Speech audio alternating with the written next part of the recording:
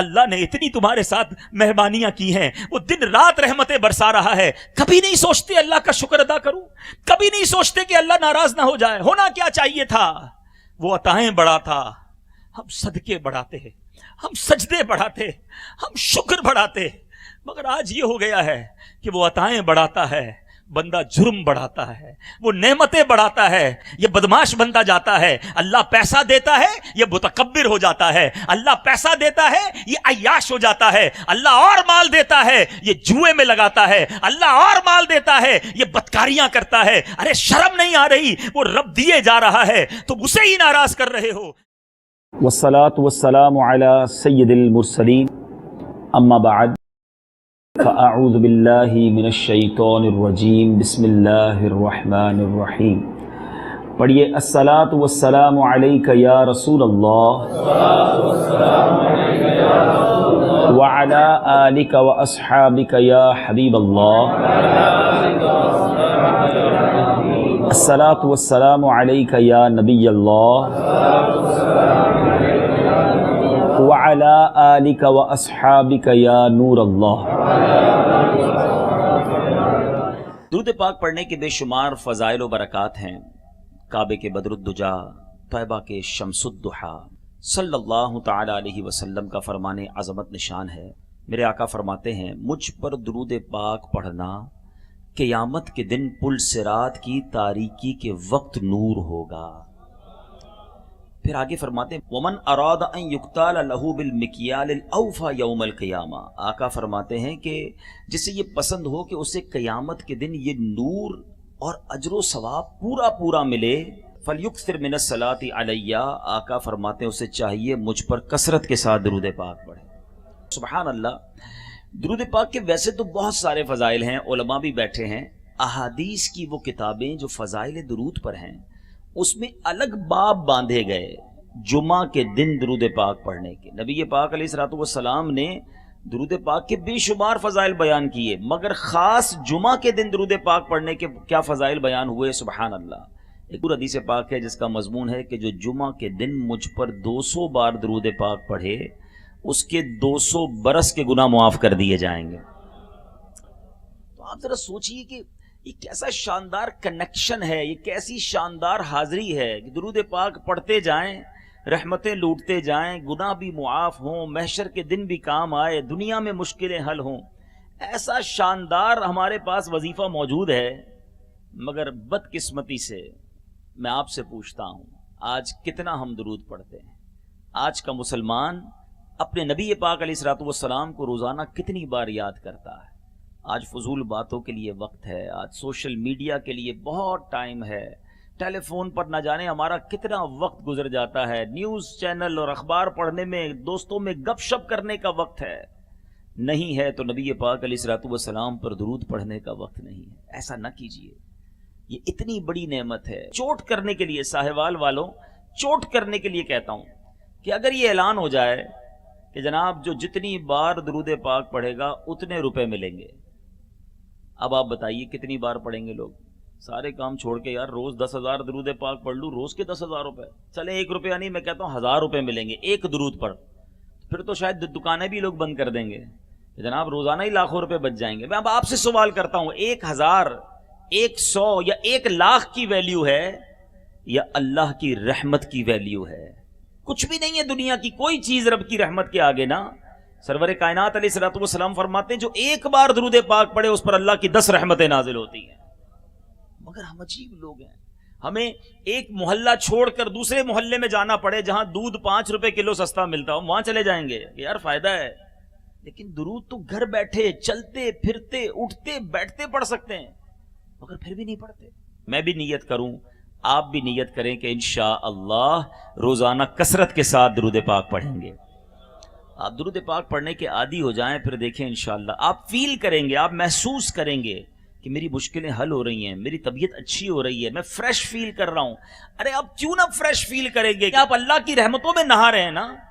اچھا، اب آخری بات اس موضوع پر پھر آگے چلتے ہیں کہ درود پاک پڑھنے کے فضائل تو بڑے بیان ہوتے ہیں، ہم نے کئی بار انشاءاللہ کہہ کر نیت بھی کی ہوتی ہے، پھر کیا وجہ ہے کہ 2-4 دن تو یاد رہتا ہے تو پڑھ لیتے ہیں پھر بھول جاتے ہیں؟ اس کی ایک وجہ ہے، ایشو یہ ہے کہ ہم نے درود پاک پڑھنے کو نیت تو چاہتے بھی ہم پڑھیں، انتظام نہیں کیا.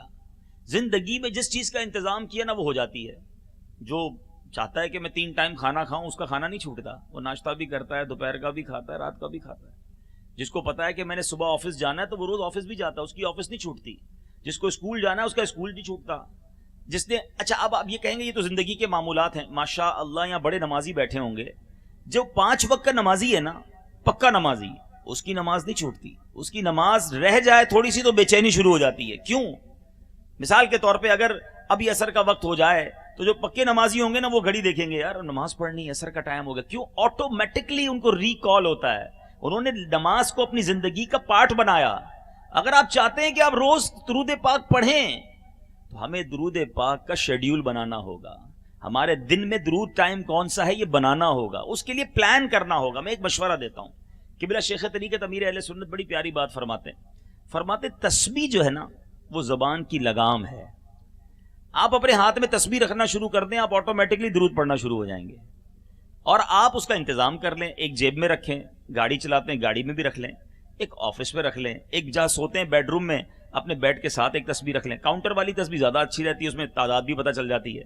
تو یہ 3-4 جگہوں پر آپ تسبیح رکھ دیں اور پریکٹس کر کے دیکھ لیں. میں آپ کو مشورہ دیتا ہوں کہ آپ اپنی گاڑی کی جو اسٹیئرنگ ہے جہاں آپ کا ہاتھ رہتا ہے وہاں کاؤنٹر تسبیح کو اسٹیپل کر لیں یا چپکا لیں اس کو. اب آپ دیکھیں گھر سے آفس جاتے جاتے خود بخود آپ کا ہاتھ چلنا شروع ہو جائے گا. آپ گاڑی بھی چلا رہے ہوں گے، درود بھی پڑھ رہے ہوں گے، رحمتیں برس رہی ہوں گی، سارا راستہ خیر سے بھی طے ہو جائے گا.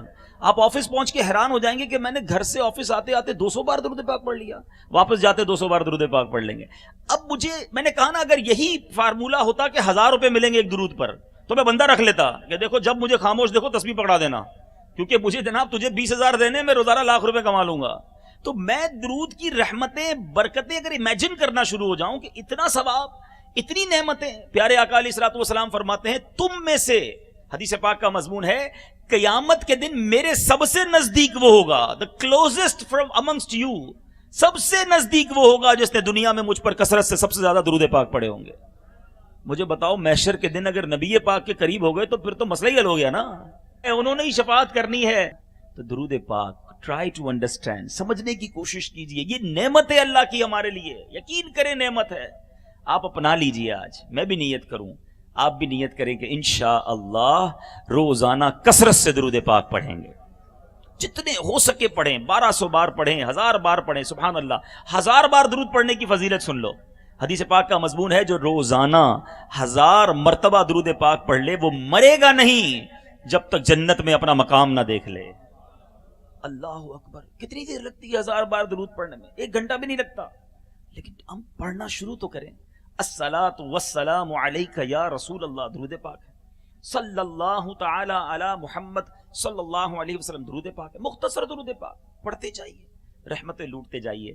اللہ مجھے بھی عمل کرنے کی توفیق عطا فرمائے، آپ کو بھی نصیب فرمائے. پڑھیں گے روزانہ انشاءاللہ. سبحان اللہ.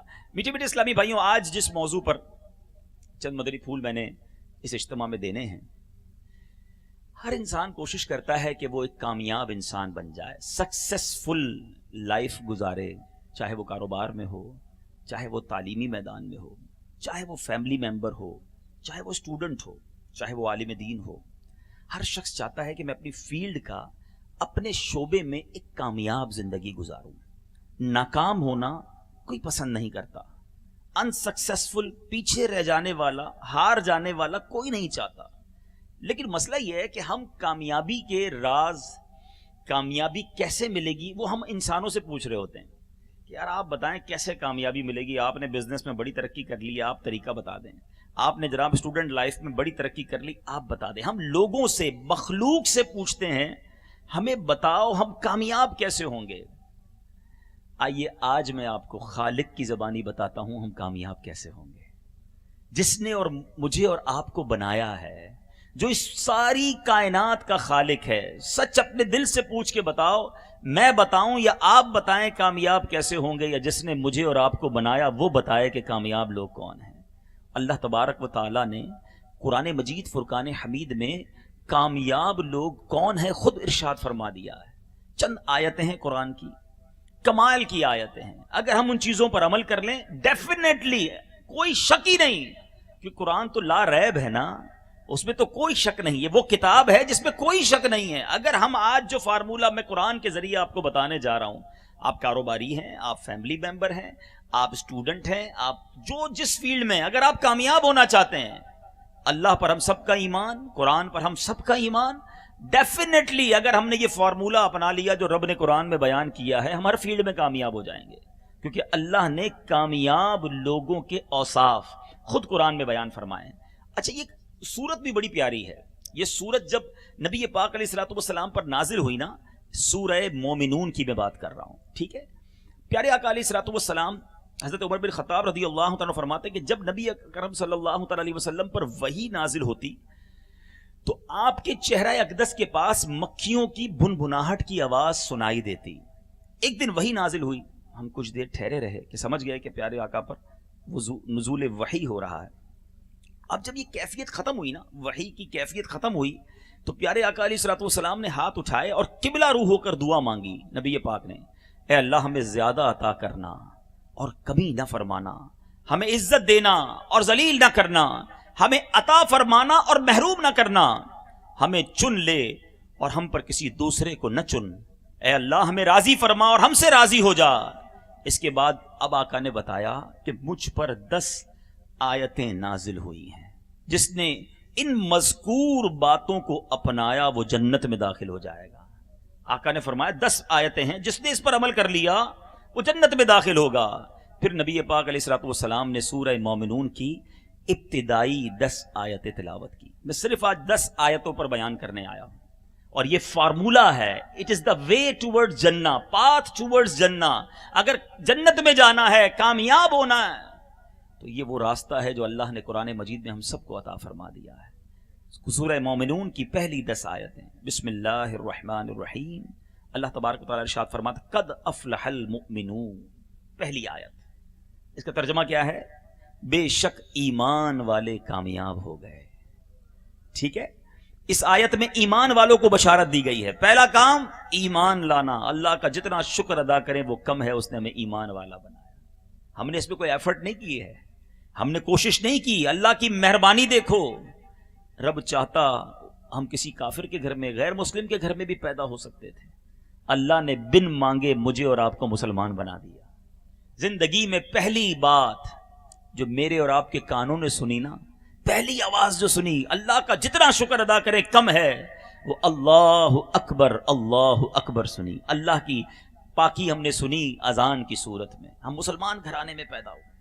قد افلح المؤمنون، اللہ فرماتا ہے بے شک ایمان والے کامیاب ہو گئے۔ اب دوسری آیت، الذین هم فی صلاتهم خاشعون۔ اب ایمان والوں کی عادتیں کیا ہوتی ہیں؟ کون لوگ کامیاب ہو گئے؟ ہم کہتے ہیں نا بھائی یہ فیلڈ والے لوگ بہت اچھے ہیں، پھر بتاتے ہیں اس میں یہ اوصاف ہیں، کیٹیگریز یہ ہیں، اس کی وصف یہ ہیں۔ اللہ فرماتا ہے ایمان والے کامیاب ہوئے۔ ایمان والے کون؟ الذین هم فی صلاتهم خاشعون، ترجمہ جو اپنی نماز میں خشوع اور خضوع والے ہیں، جو نماز دھیان سے پڑھتے ہیں۔ پہلا وصف یہ فرمایا کہ وہ نماز میں خشوع و خضوع اپناتے ہیں، اس وقت ان کے دلوں میں اللہ تعالیٰ کا خوف ہوتا ہے، ان کے اعضاء ساکن ہوتے ہیں۔ اے صاحبال کے اس اجتماع میں آنے والوں اور اے مدنی چینل کے ناظرین، کیا ہم ایسے ایمان والے ہیں؟ بدقسمتی کے ساتھ، افسردہ دلی کے ساتھ کہنا پڑتا ہے کہ پہلے نماز تو پڑھیں پھر خشوع کی بات کریں۔ ادھر میجورٹی، کثرت مسلمانوں کی وہ ہے جو نماز ہی نہیں پڑھتی۔ ایک سروے کے مطابق مسلمانوں کی پاکستان کے اندر مسلمانوں کی 5 سے 6% آبادی 5 وقت نماز پڑھتی ہے۔ اب آپ بتائیے کیسے رحمتیں نازل ہوں گی، کیسے کامیاب ہوں گے؟ پہلا وصف جو قرآن میں اللہ فرماتا ہے وہ اپنی نمازوں میں خشوع و خضوع اپناتے ہیں۔ جب وہ نماز پڑھتے ہیں تو اللہ کی یاد میں مستغرق ہوتے ہیں۔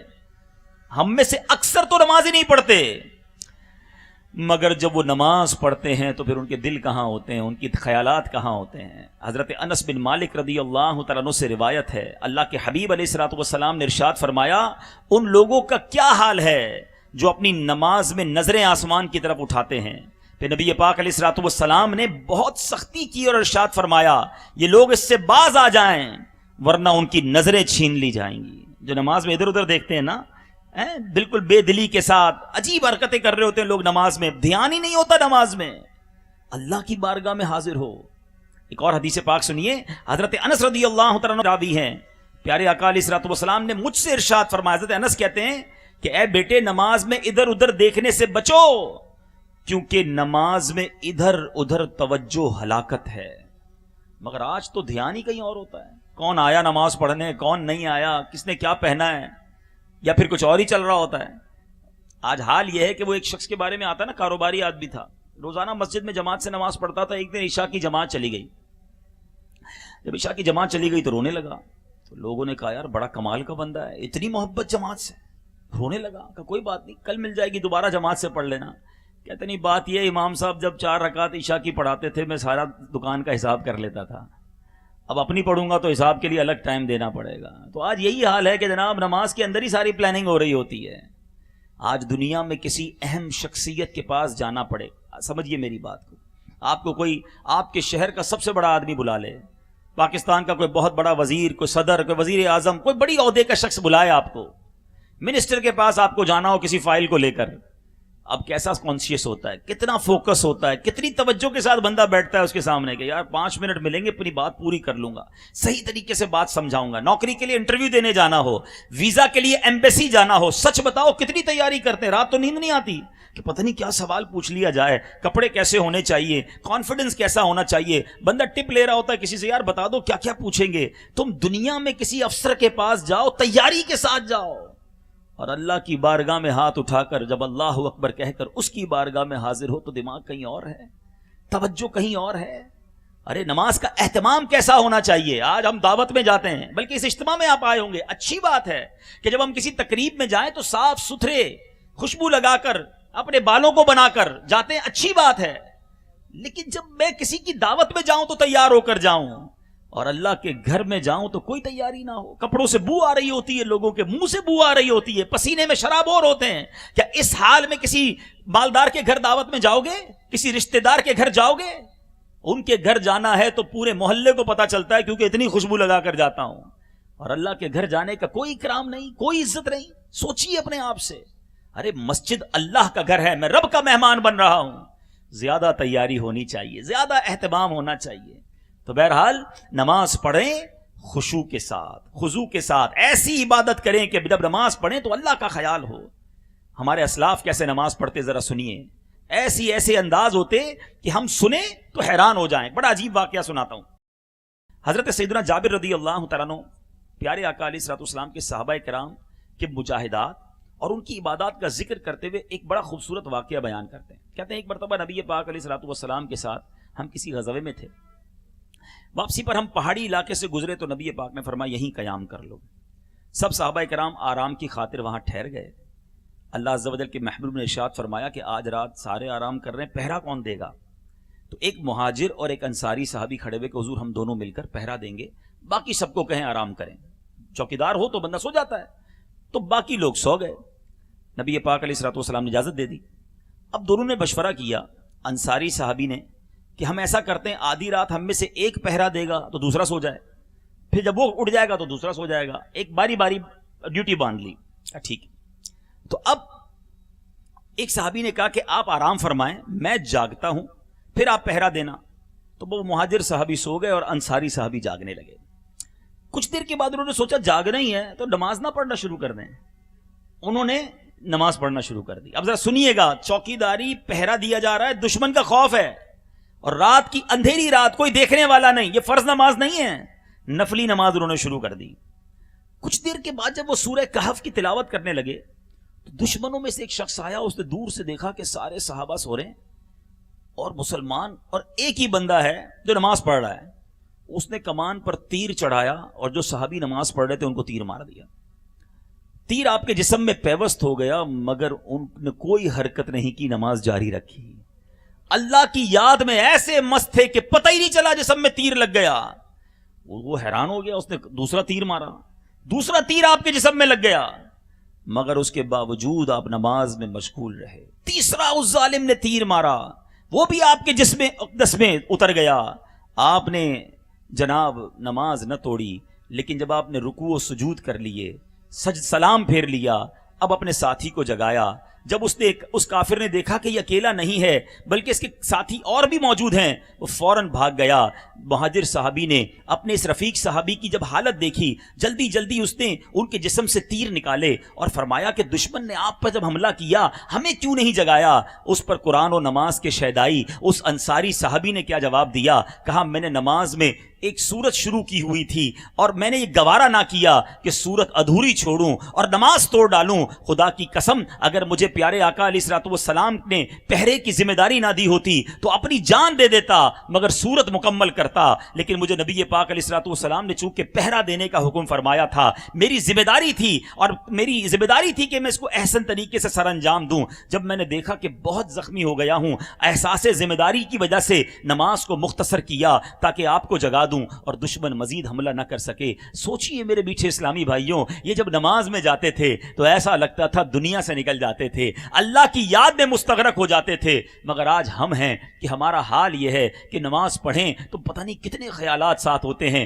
خشوع و خضوع تو بڑی دور کی بات ہے. حضرت سیدنا ابو ہریرہ رضی اللہ تعالیٰ عنہ سے مروی ہے, رسول اللہ صلی اللہ تعالیٰ علیہ وسلم مسجد میں تشریف لائے. وہ لوگ جو جلدی جلدی نماز پڑھتے ہیں, وہ لوگ جو نماز کے احکام کو صحیح نہیں جانتے, ایسا لگتا ہے کوئی ریس لگی ہوئی ہے. صحیح نماز پڑھنے والا 4 رکعت پڑھے, دوسرے جناب پوری نماز پڑھ کے گھر چلے جاتے ہیں. سنو, نبی پاک علیہ الصلوۃ والسلام کے پاس ایک شخص مسجد میں آیا, پیارے آقا علیہ الصلوۃ والسلام کے سامنے اس نے نماز پڑھی. نبی پاک کے پاس آ کر پھر اس نے سلام کیا. سرور کائنات علیہ الصلوۃ والسلام نے سلام کا جواب دیا, فرمایا جاؤ دوبارہ نماز پڑھو, تمہاری نماز درست نہیں ہے. وہ واپس گیا, پھر نماز پڑھی. نبی پاک علیہ الصلوۃ والسلام کی خدمت میں حاضر ہو کر آپ کو پھر سلام کیا. نبی پاک نے سلام کا جواب دیا, ارشاد فرمایا جاؤ واپس جا کر نماز پڑھو, تم نے نماز نہیں پڑھی. 3 مرتبہ ایسا ہی ہوا, آقا واپس بھیجتے, کہتے جاؤ دوبارہ نماز پڑھو. اب وہ شخص کہتا ہے کہ حضور اس ذات کی قسم جس نے آپ کو حق کے ساتھ بھیجا ہے, حضور مجھے تو ایسی ہی نماز پڑھنے آتی ہے. 3 بار آپ نے کہا, تینوں بار پڑھ لی, آپ بار بار کہیں گے مجھے آتی ایسی ہے. اللہ کے حبیب علیہ الصلوۃ والسلام نے پھر کیا فرمایا, جب تم نماز کے لیے کھڑے ہو تو تکبیر کہو, پھر اتنا قرآن پڑھو جتنا آسانی سے پڑھ سکو, پھر اطمینان سے رکوع کرو, پھر رکوع سے سر اٹھا کر سیدھے کھڑے ہو جاؤ, پھر اطمینان سے سجدہ کرو, پھر سر اٹھا کر اطمینان سے بیٹھ جاؤ. اس طرح پوری نماز مکمل کرو. اے میرے میٹھے اسلامی بھائیوں, اطمینان سے نماز پڑھنا تعدیل ارکان کہلاتا ہے. مگر آج تو حال یہ ہے, بندہ رکوع میں جاتا نہیں کہ کھڑا ہو جاتا ہے, سجدے میں جاتا نہیں کہ دوبارہ کھڑا ہو جاتا ہے. اس کو کنوے کی طرح ٹھونک مارنے والا کہا گیا. سوچئے, پتا چلے 15 سال نمازیں پڑھی, 25 سال نمازیں پڑھی اور نماز ایک قبول نہ ہوئی. اے میرے میٹھے اسلامی بھائیوں, اس فرض کو پورا ضرور کرنا ہے مگر پراپر طریقے سے پڑھنا ہے. ایک سوال ویسے کرنا چاہوں گا, ہم نے بہت ساری چیزیں زندگی میں سیکھی ہیں, میٹرک کیا ہوگا, گریجویٹ کیا ہوگا, ٹائپنگ سیکھی ہوگی, کمپیوٹر سیکھا ہوگا, ڈرائیونگ سیکھی ہوگی. یہ سب کیوں سیکھا؟ ضروری سمجھا. سب سے اہم فرض, سب سے امپورٹنٹ فرض نماز ہے. ہم نے کہاں جا کے نماز سیکھی؟ ویسے بڑی اہم بات ہے. ہم نمازی بھی جو نماز پڑھتے ہیں, میں ان سے سوال کرتا ہوں, آپ نے کس مدرسے میں جا کر, کس عالم دین کے پاس جا کر کہا کہ حضور مجھے نماز سکھا دیں؟ ہم نے تو نماز لوگوں کو دیکھنا شروع کیا, ویسے ہی پڑھنا شروع کر دی. پراپر نماز کا کورس کہاں سے کیا؟ بدقسمتی یہ ہے کہ ہم سب سے امپورٹنٹ چیز جو نماز ہے, نماز نہیں تو کچھ بھی نہیں. اول تو پڑھتے نہیں, پڑھتے ہیں تو سیکھتے نہیں. خدا را سمجھنے کی کوشش کیجئے. میں آپ کو قرآن کے ذریعے عرض کر رہا ہوں, نماز سیکھیے. اللہ سلامت رکھے دعوت اسلامی کے مدنی ماحول کو. اس ماحول میں صرف پرابلم بتایا نہیں جاتا, پرابلم کا سولوشن بھی دیا جاتا ہے, حل بھی بتایا جاتا ہے. امیر اہل سنت نے ایک ایسا شاندار ہمیں تحفہ دیا, اب دعوت اسلامی میں 7 دن کا فیضان نماز کورس کروایا جاتا ہے. ہاں, اب کہیں گے یار میں 25 سال کا نمازی, اب کورس کروں؟ جی بالکل آپ کر لیجئے. اور میں دعویٰ کرتا ہوں آپ کورس کر کے کہیں گے کہ بڑا اچھا ہوا میں نے کورس کر لیا, مجھے کتنی باتیں پتہ ہی نہیں تھی, میں تو سمجھ رہا تھا میں صحیح پڑھ رہا ہوں. ایک بار چیک کروانے میں تو حرج نہیں ہے نا. بندہ کہتا ہے میں بالکل صحت مند ہوں, صبح نہ پیٹ میں درد ہوتا ہے نہ سر میں درد ہوتا ہے, اور جب جا کر ڈاکٹر اس کے لیبورٹری ٹیسٹ کرواتا ہے تو پتہ چلتا ہے شوگر بھی ہے, بلڈ پریشر بھی ہے اور اندر کولیسٹرول بھی آ گیا ہے. بھائی آپ تو ٹھیک چلتے تھے, آپ تو اپنے آپ کو صحت مند کہتے تھے. میں دکھتا صحت مند ہوں, اندر کیا کیا لے کے گھوم رہا ہوں پتہ نہیں ہے. آپ دکھتے نمازی ہیں, میں دکھتا نمازی ہوں. نماز ٹھیک ہے کہ نہیں وہ تو عالم دین بتائیں گے نا, جو صحیح طریقے سے نماز کا کورس کروائیں گے وہ سکھائیں گے کہ ہمارے مخارج درست ہیں کہ نہیں.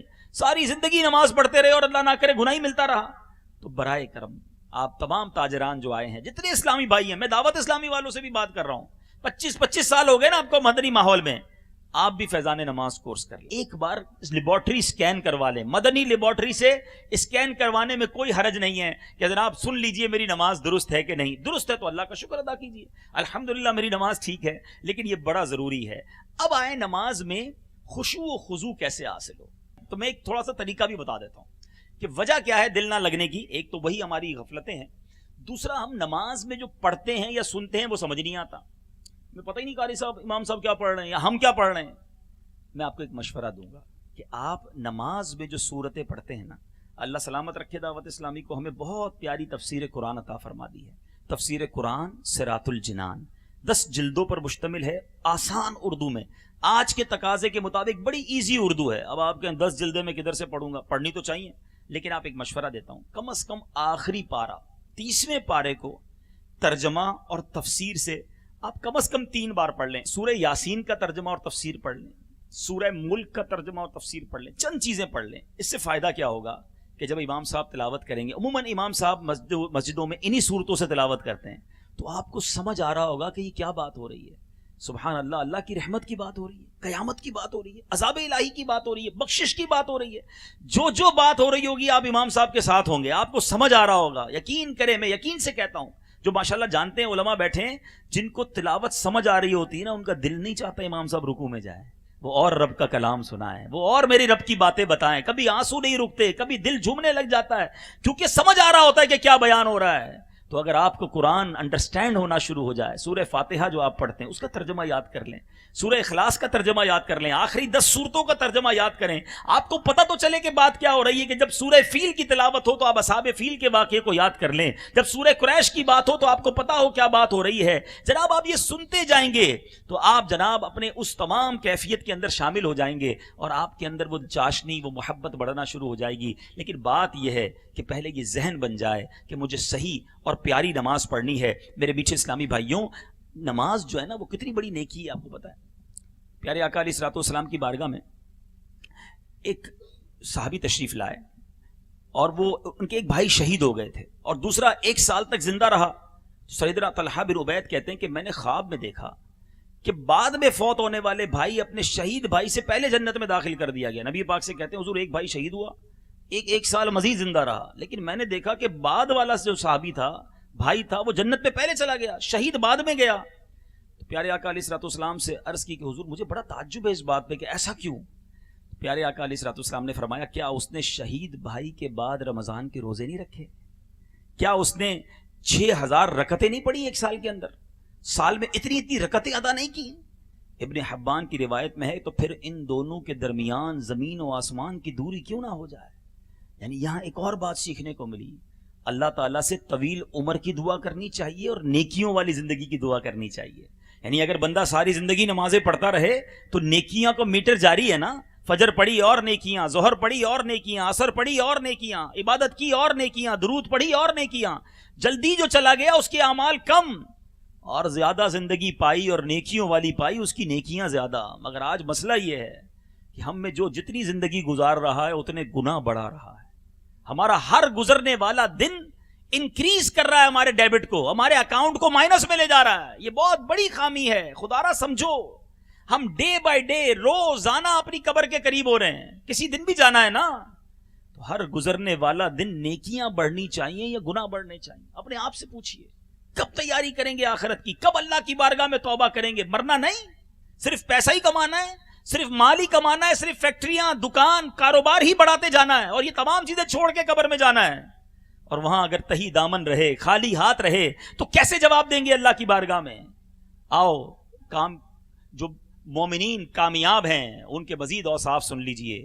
اللہ فرماتا ہے والذین هم عن اللغو معرضون، ترجمہ، اور وہ جو فضول باتوں سے منہ پھیرنے والے ہیں، فضول باتوں میں وقت ضائع نہیں کرتے، وہ لوگ جو کامیاب ہیں۔ اور آپ دیکھ لیجئے جن لوگوں نے اپنے مقصد پر زندگی گزاری وہ کامیاب ہو گئے۔ ادھر جناب خالی ویلے بیٹھے ہیں، اور کبھی اس کی برائی، کبھی اس کی غیبت، کبھی اس کی ٹو، کبھی اس کی جاسوسی، کبھی اس کے بدگمانی، انہی کاموں میں زندگی گزار دی۔ اب رہی صحیح کسر سوشل میڈیا میں نکال دی۔ ہمیں کیا پڑی ہے 2 گھنٹے روزانہ سوشل میڈیا پہ دیکھنا کہ کیا چل رہا ہے؟ وہ भाई इन्हीं 2 घंटों में मैं कुरान ना पढ़ लूं, मैं इल्म दीन ना सीख लूं, फजूल बातों में वक्त गुजर रहा है। अल्लाह के हबीब अलैहिस्सलाम ने फरमाया आदमी के इस्लाम की अच्छाई में से यह है कि वो ला यानी चीज छोड़ दे, अपनी आंख, अपने दिल, अपनी जबान को बेकार बातों से बचाए, क्योंकि यह है कामयाब लोगों का वस्फ। आगे कुरान फरमाता है वल्लदीन हुम लिज़्ज़काति फ़ाइलून। अब वो कौन लोग हैं? अल्लाह फरमाता है वल्लदीन हुम लिज़्ज़काति फ़ाइलून, और वो ज़कात देने का काम करने वाले हैं। अल्लाह ने माल दिया है, पूरी ज़कात अदा करें, ज़कात देने में कंजूसी न करें। ये ज़कात हमारे माल का मैल है, ये मैल निकल गया, माल और साफ हो जाएगा और तरक्की होगी माल में। जितने बुजुर्ग बैठे मैं उनसे सवाल करता हूं, मेरी बात की तायीद करेंगे, जो पूरी ज़कात देता है अल्लाह की रहमत से अगले साल ज्यादा ज़कात देता है। क्यों भाई? अगले साल माल और बढ़ गया, ज़कात दी, अल्लाह ने और बरकत डाल दी। मगर आज ऐसे भी लोग हैं जिनकी जान निकलती है, वो हिसाब जब करते हैं ना, ओ हो 10 लाख रुपए ज़कात देनी पड़ेगी, दिल पे भार पड़ जाता है। अल्लाह के बंदे, तुझे 10 लाख भारी पड़ रहे हैं, शुक्र अदा नहीं किया। अल्लाह ने 4 करोड़ दिए तो 10 लाख ज़कात बनी है ना, 4 करोड़ पे 10 लाख बनती है ना। शुक्र अदा करो, अल्लाह ने देने वाला बनाया, मांगने वाला नहीं बनाया। आज जो हमारे पास ज़कात लेने आ रहे हैं, मैं भी उसकी जगह हो सकता था। अगर अल्लाह तबारक व तआला ने ये मनसब, ये मकाम दिया कि अल्लाह ने करोड़ों से हमें अच्छा बनाया, हमें देने वाला बनाया, सच बताओ मेरा तो काम ये होना चाहिए था, मैं ज़कात भी देता और सजदा शुक्र भी अदा करता। मालिक तेरी मेहरबानी, तूने मुझे इतना दिया कि मैं आज देने वाला हूं, मैं मांगने वाला नहीं। मगर आज लोग ज़कात देते में भार महसूस करते हैं, मुश्किल फील करते हैं। अल्लाह के बंदो ऐसा ना करो। ये कामयाब लोगों के औसाफ हैं कि वो ज़कात खुश दिली से अल्लाह की रिजा में देते हैं। आज इबादत लोग करते हैं तो ऐसा लगता है एहसान करते हैं। अरे जो नमाज पढ़ता है वो शुक्र अदा करे अल्लाह का। अल्लाह तूने पैर दिए तो खड़े होकर नमाज पढ़ रहा हूं। पूछो उनसे जिनके पैर ही नहीं हैं, या जो बेचारे खड़े ही नहीं हो सकते, तरसते हैं कि पैर सलामत होते तो हम भी खड़े होकर तरावी पढ़ते। आज जिसके पैर सलामत है उसको तरावी भारी लगती है, कहता 20 रकातें पढ़नी पड़ेंगी। अल्लाह के बंदे, रब ने तुझे पैर दिए, 20 के बाद 2 रकत शुक्राने के भी पढ़ के मालिक तेरी मेहरबानी इस काबिल किया कि खड़े होकर मैं तरावी पढ़ सका। अजीब मामला है। दुनिया का दस्तूर है कि जो हमें कुछ दे हम उसका शुक्रिया अदा करते हैं, हमें एक तोहफा दे हम उसके थैंक्सफुल हो जाते हैं, हमें नौकरी दिलाए हम सारी जिंदगी उसका शुक्रिया अदा करते हैं, हमें वक्त पर कर्ज दे दे हम सारी जिंदगी चाहते हैं वो नाराज ना हो। अरे तुम्हारे साथ दुनिया में कोई एक भलाई करे तुम उसे खुश करते हो। अल्लाह ने इतनी तुम्हारे साथ मेहरबानियां की हैं, वो दिन रात रहमतें बरसा रहा है। कभी नहीं सोचते अल्लाह का शुक्र अदा करूं, कभी नहीं सोचते कि अल्लाह नाराज ना हो जाए। होना क्या चाहिए था? वो अताएं बढ़ाता, हम सदके बढ़ाते हैं, हम सजदे बढ़ाते, हम शुक्र बढ़ाते। मगर आज ये हो गया है कि वो अताएं बढ़ाता है, बंदा जुर्म बढ़ाता है, वो नेमतें बढ़ाता है, ये बदमाश बनता जाता है। अल्लाह पैसा देता है, ये मुतकब्बिर हो जाता है। अल्लाह पैसा देता है, ये अय्याश हो जाता है। अल्लाह और माल देता है, ये जुए में लगाता है। अल्लाह और माल देता है, ये बदकारियां करता है। अरे शर्म नहीं आ रही? वो रब दिए जा रहा है तो उसे ही नाराज कर रहे हो। कयामत के दिन क्या मुंह दिखाओगे? ऐ मेरे मीठे इस्लामी भाइयों, ऐ वो मेरे इस्लामी भाइयों जिनको रब ने नवाजा है। सच बताऊं, हम उन लोगों से बहुत खुशहाल हैं जो बेचारे रात को सोचते हैं कि कल क्या खाएंगे। जो माँ बीमार हो जाए तो ये सोचते हैं इलाज किधर से करवाएंगे। बच्चे की स्कूल की फीस का वक्त आता है, परेशान होते हैं कि फीस किधर से देंगे। हम में से लाखों ऐसे हैं जिनको ये टेंशन नहीं है। बताओ, जिसको ये टेंशन नहीं, उसको ज्यादा नमाजें नहीं पढ़नी चाहिए थी, उसको ज्यादा शुक्र नहीं करना चाहिए था, उसको ज्यादा सदका नहीं देना चाहिए था कि मालिक मैं गुनाहगार, तूने मुझे इतनी सहूलतें दे दी, मैं अब तेरी नाफरमानी नहीं करूंगा। मगर अजीब मामला है, जिसको नवाजा जा रहा है वो नाफरमानियां कर रहा है, वो अल्लाह ही को नाराज कर रहा है। मगर याद रखना, एक दिन आना है जिस दिन जवाब देना होगा। सुम्मा लतुसअलुन्न यौमइज़िन अनिन नईम, तुमसे एक दिन एक एक नेमत का सवाल होगा। उस दिन कैसे जवाब देंगे? आज रब को राजी कर लो। और मैं एक और फार्मूला बताना चाहता हूं। अगर आप चाहते हैं आपकी नेमतें बाकी रहें, आप खुशहाल रहें, आप हमेशा बीमारी से बचे रहें, आप अल्लाह का शुक्र अदा करते रहें, अल्लाह की नाफरमानी न करें, अल्लाह के बंदों को नवाजते रहें, खैर खाही करते रहें, दुआएं लेते रहें। जिसके पीछे दुआ करने वाले हो ना, वो मुसीबतें पार कर जाता है, उससे तूफान टल जाते हैं। अल्लाह के बंदे हाथ उठाकर दुआ करते हैं, या अल्लाह इसने हमारी मदद की तो इसकी मदद कीजिए। ऐसे बनो, ऐसे न बनो कि लोगों की हाय लगती हो कि इसने हमें तंग किया, ये जुल्म करता है, ये दिल तोड़ता है। मुतकब्बिर न बनना। ऐ मेरे बीचे इस्लामी भाई, قرآن کی اگلی آیت سنتے ہیں. اللہ ارشاد فرماتا ہے والذین هم لفروجہم حافظون. اب کیا وصف بتا رہا ہے قرآن؟ اللہ فرماتا ہے اور وہ جو اپنی شرم گاہوں کی حفاظت کرنے والے ہیں، مگر اپنی بیویوں یا شرعی باندیوں پر جو ان کے ہاتھ کی ملک ہیں، پس بے شک ان پر کوئی ملامت نہیں. فمن ابتغى وراء ذلك فاولئک هم العادون.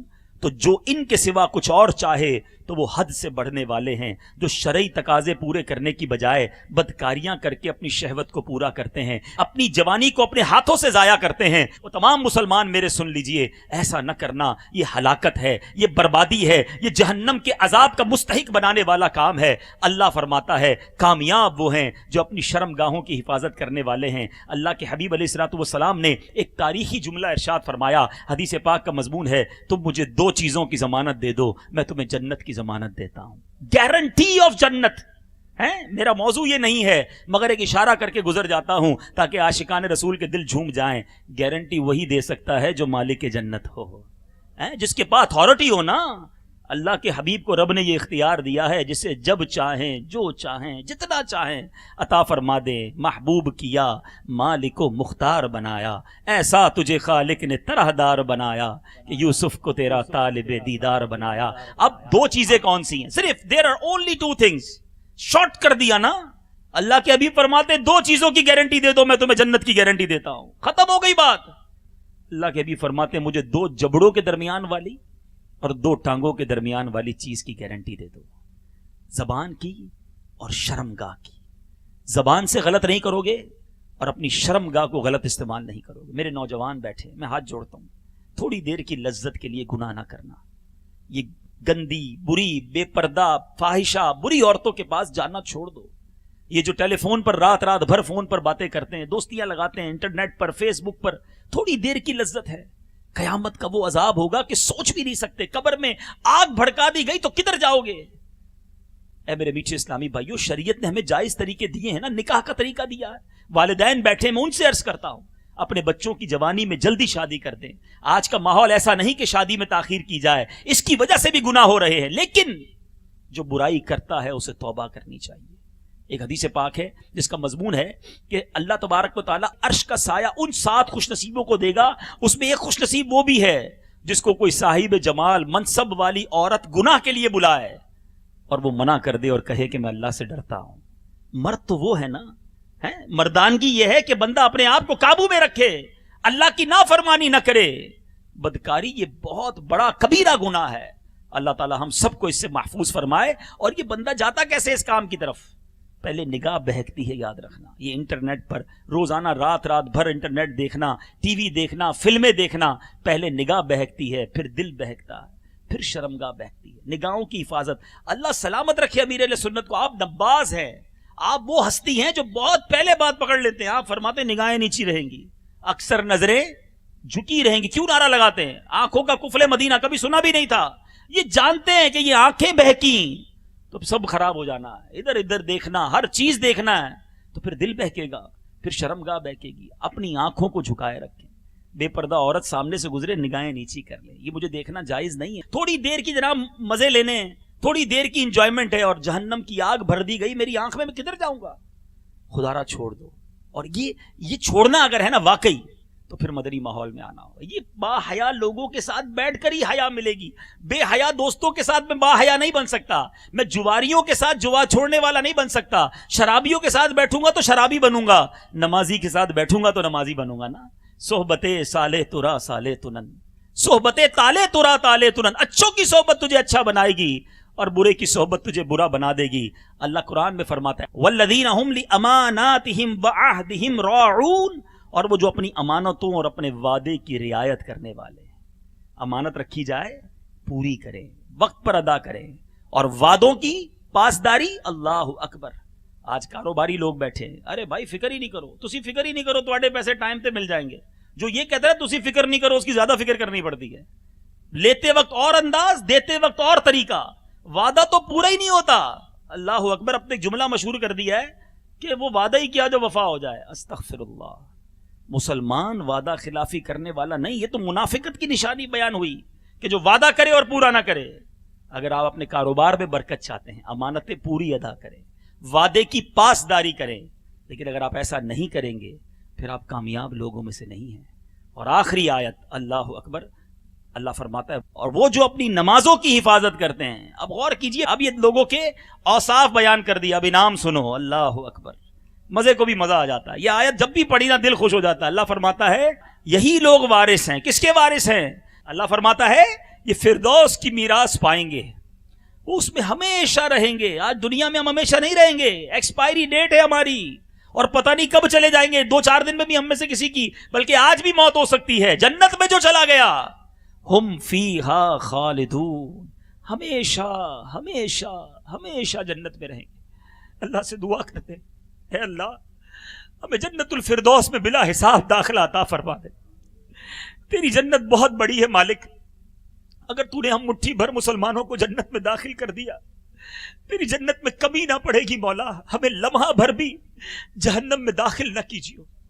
حدیث پاک میں اس بات کی ترغیب ہے. اللہ کے حبیب فرماتے ہیں کہ جنت میں 100 درجے ہیں, اور ہر 2 درجوں کے درمیان اتنی مسافت ہے جتنی آسمان اور زمین کے درمیان ہے. فردوس سب سے اعلیٰ اور درمیانی جنت ہے. اس سے اوپر رحمان عز و جل کا عرش ہے. اس سے جنت کی نہریں نکلتی ہیں. جب تم اللہ تعالیٰ سے سوال کرو تو جنت الفردوس کا سوال کرو. کیا اب میرے آقا کی شان ہے. نبی پاک کیسی تعلیم دیتے ہیں, مانگنا ہے رب سے تو اعلیٰ ہی مانگو نا. قریب کا در ہے, اس سے کیوں تھوڑا مانگنا ہے. اللہ دے تو جنت الفردوس ہی عطا کیجیے. صدق کے دل سے اللہ سے مانگیں. لہٰذا ہر مسلمان کو چاہیے کہ جب اللہ سے جنت مانگے جنت الفردوس مانگے. یہ تھی وہ آیتیں.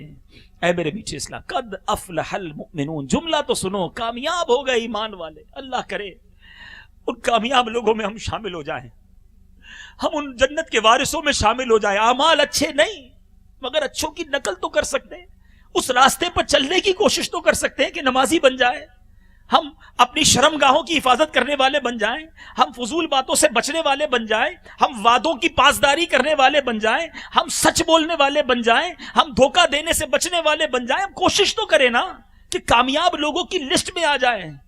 کامیاب بزنس مین ہے, دنیا میں نام ہے, پورے ساہیوال کا سب سے ٹاپ بزنس مین ہے. میں اس سے پوچھتا ہوں, تمہارا پوری پاکستان میں نام مشہور ہے مگر اللہ کی بارگاہ میں تم کامیاب نہیں. وہ کامیابی کس کام کی؟ اللہ کی قسم کامیاب وہ ہے جس کو رب فرمائے یہ کامیاب ہے. اللہ کی قسم کامیاب وہ ہے جو جنت میں داخل کیا جائے گا. اس سے بڑا ناکام کون ہے جو جہنم کے گہرے گھڑے میں ڈالا جائے گا. آؤ میرے میٹھے اسلامی بھائی, آج ان قرآنی آیات پر عمل کرنے کی نیت کریں. اگر آپ کاروبار کرتے ہیں فقط حلال کمائیں.